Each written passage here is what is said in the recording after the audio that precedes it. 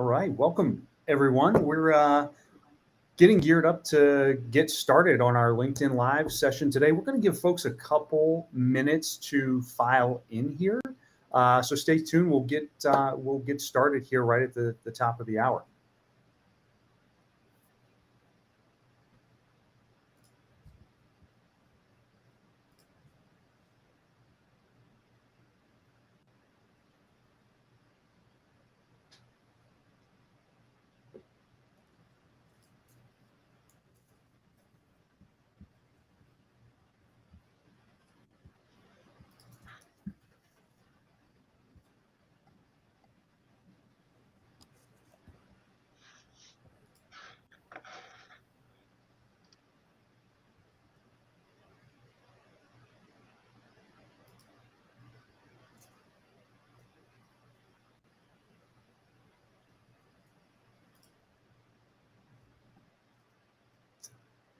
Yeah, and welcome again for those who are joining us live. We're going to get kicked off here in just about 1 minute.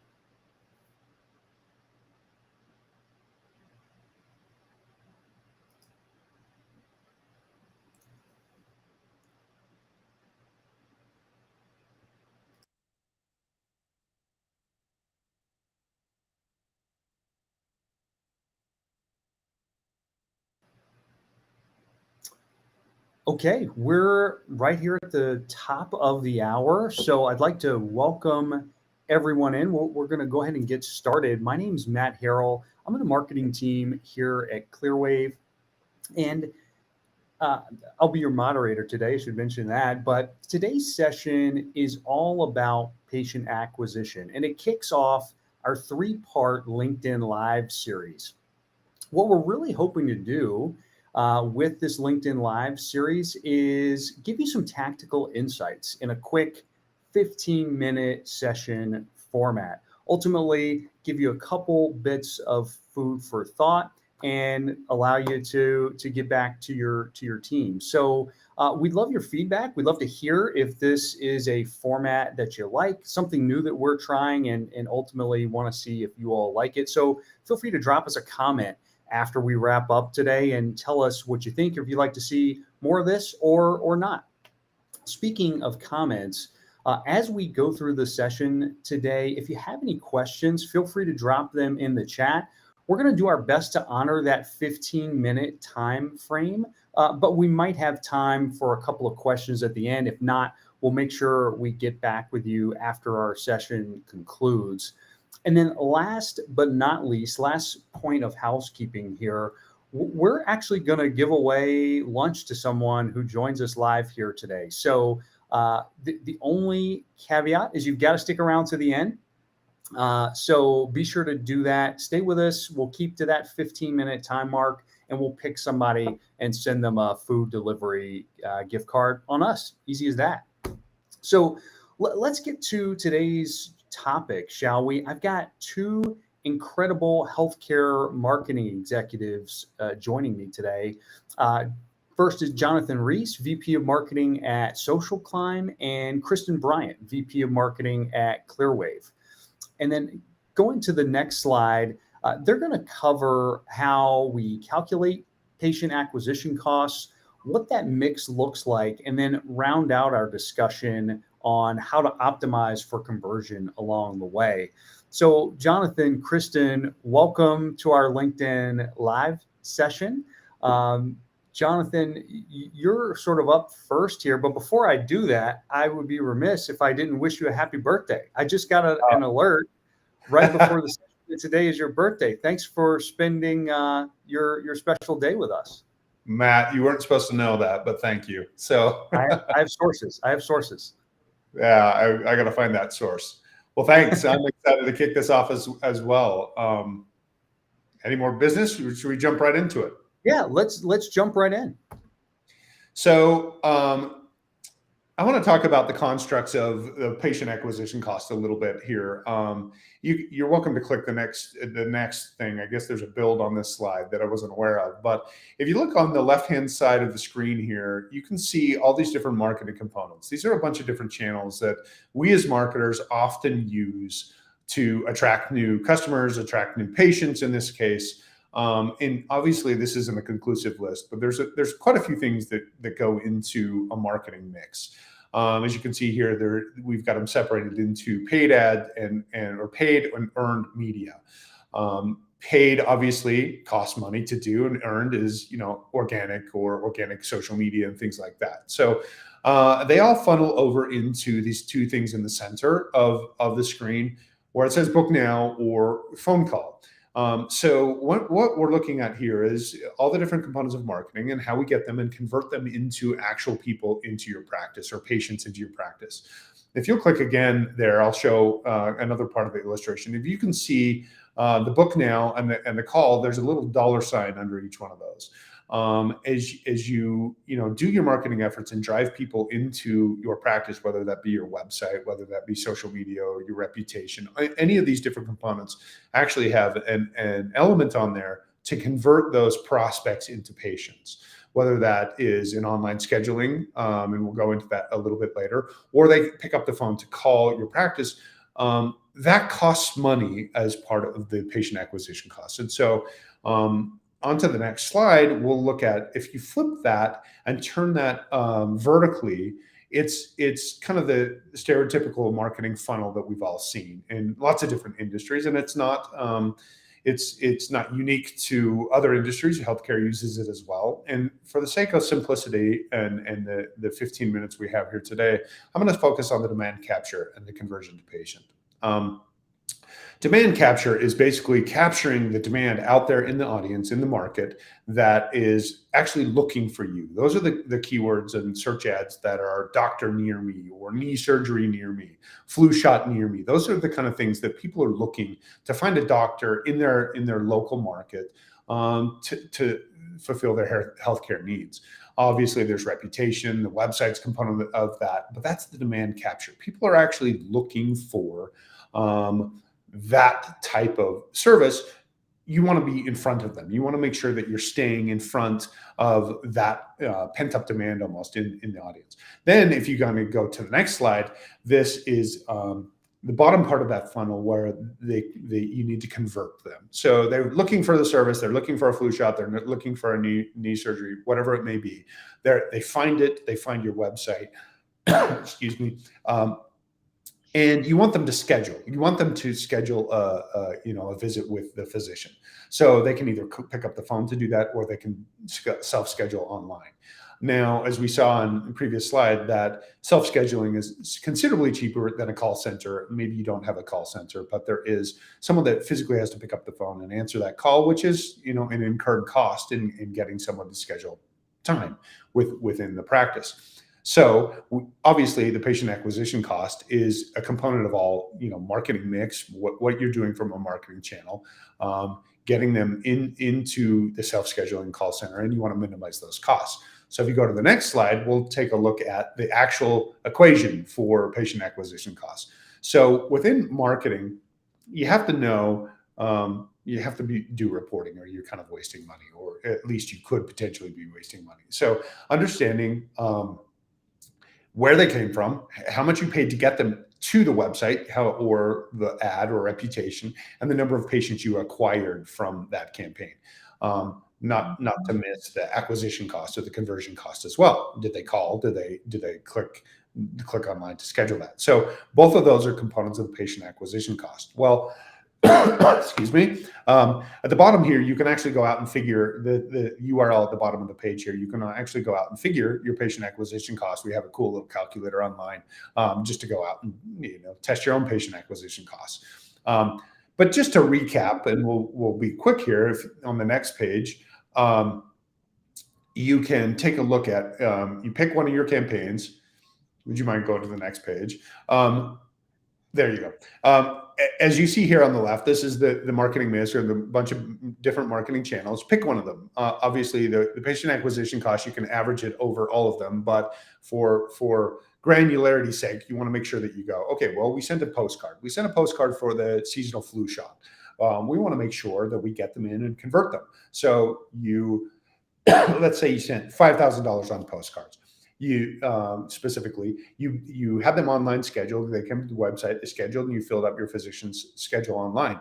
Well, let's say you spent $5,000 on that postcard. You got 20 new patients. Your patient acquisition cost is $25. You got $25 per every patient coming in. Now, is that a good or a bad thing? Well, that really, you'll have to tune into our next week's episode on lifetime patient value to determine, is my patient acquisition cost good or bad? Because $25 to acquire one patient could be phenomenal if you're doing, if they're looking for one type of healthcare. Maybe a flu shot, that's not great, but knee surgery or cardiovascular or something, or a cardiologist or something may be very, very worthwhile. I've seen, patient acquisition costs be astronomically high, but for a back surgery that costs, $20,000 or $30,000. So they all varies. The patient acquisition cost is very contingent on, or the value of that patient acquisition is very contingent on what you're attracting the patients for. Now, you can adjust your marketing mix on the left-hand side of the screen to be very focused and very targeted on a particular type of patient. Say you are sending postcards only to cardiology. Well, cardiology tends to be a little higher patient acquisition or lifetime patient value. So you can spend a little bit more on those. So you want to actually know this patient acquisition cost, minimize the conversion dollars by booking online, or minimizing your calls in to fill out that patient schedule. Now, with that, we'll be talking next week on the lifetime patient value to determine, if this patient acquisition cost. Great. With that, I'll turn it over to Kristen, and we can talk about the conversion.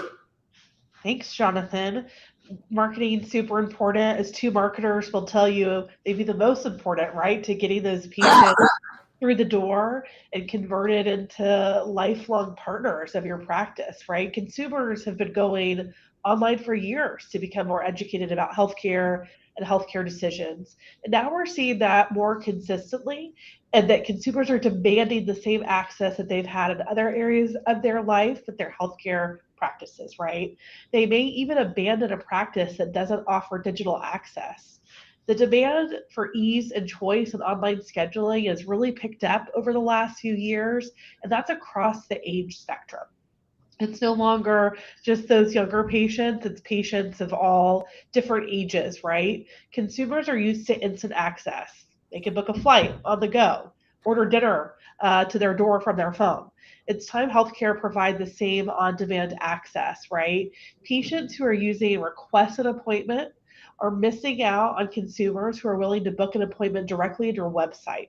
So as a practice, really think about what's that call to action on your website. And my advice would be, don't make it a dead end request an appointment. So let's look at 3 options on our next slide of different kinds of patients who interact with practices, right? So patient A finds a phone number on your website. They call in to schedule the appointment. On average, it takes a patient 8 minutes to schedule an appointment over the phone, and in many cases longer, depending on what time of day they call, right? That lunch hour tends to be high volume and less staff. And of course, you probably already know this, right? But this is inefficient for patients and staff alike. Requires staff to scale as your practice grows to add more staff members. And back to the patient acquisition cost calculation, increases the cost of your PAC by adding in additional staff resources to the equation. Now let's look at patient B. They complete a request an appointment form on your website, but they have to wait to be called back. Practice call volumes are 24% higher when direct online patient self-scheduling is not available, and still requires staff resources to review these forms, make the return calls to those patients. This is what I call that dead end call to action. You have a captive patient eager to schedule an appointment, and although better than no form on your website, you're still missing out on a full conversion potential here and increasing your patient acquisition cost. And then finally, patient C comes to your website and can schedule an appointment directly from your website. They can upload their insurance card, upload their driver's license. That information is sent directly to your patient management system, or EMR, and your practice can see whether the patient has verified insurance and what their copay will be. This requires no staff to intervene to schedule, It enables patients to find an appointment at a time convenient for them, 24 hours a day, 7 days a week.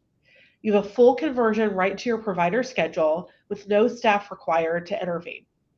In a recent patient survey, 77% of patients said that they wanted to schedule online, and that was a key important factor in selecting practices for them. So think about your own workflow. If you're a practice A or practice B, how many patients request an appointment but never get scheduled for one?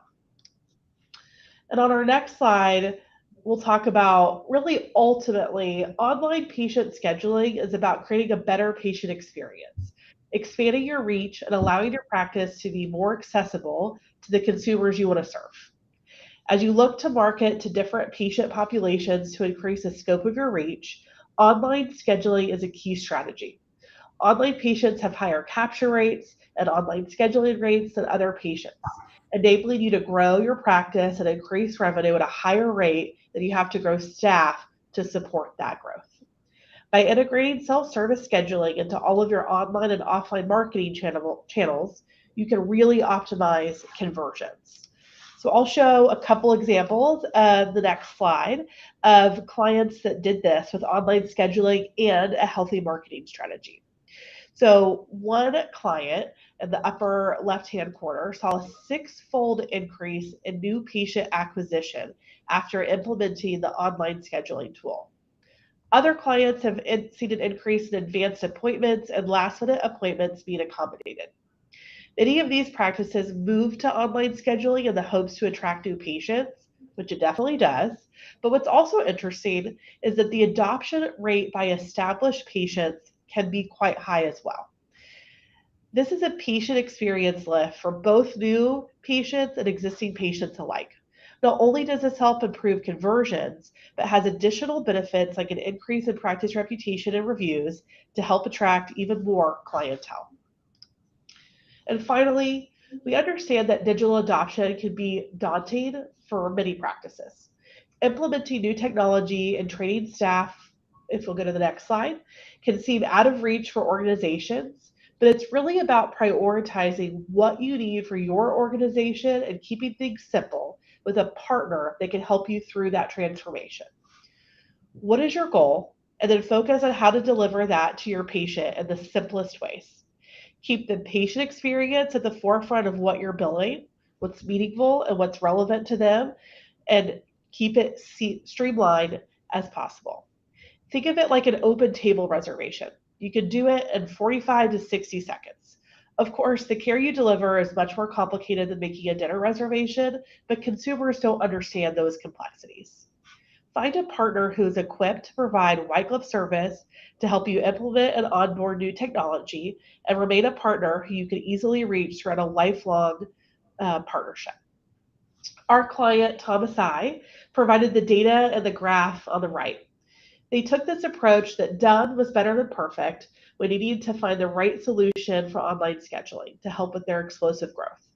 They implemented a self-service scheduling tool in October, and by January, growth was picking up significantly and doing it in the way they hoped, which was by appointments being scheduled by patients, then by staff, still growing overall.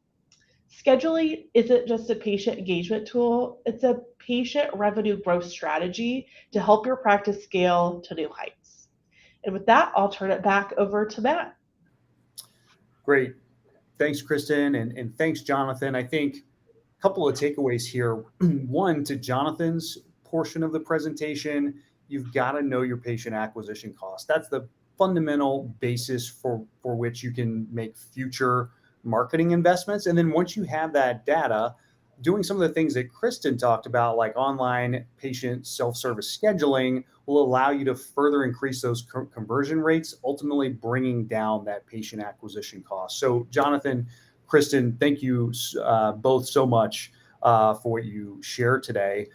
Ultimately, we're running close on time. I think there are a couple of questions in chat. Jonathan and Kristen, we'll make sure to get you those, and we'll get answers to those folks as we leave here. And then we will also message the winner for our lunch giveaway here just following the session as well. So be on the lookout in your LinkedIn messages for a message from us. Next week, as we mentioned, we're going to be back here, same time, same place, this time talking about patient lifetime value. You're not going to want to miss this. It's a great follow-up to some of the building blocks that we covered today. So noon Eastern next Tuesday back here. We hope to see you. Jonathan, Kristen, thanks again. Really appreciate your insights. Thanks to our audience today for joining us. You can find the recording this week for both or on both the Clearwave and SocialClimb websites if you care to review or share it with others in your organizations. But with that, we'll thank you again and hope everyone has a great afternoon. We hope to see you next week. Bye-bye. Bye.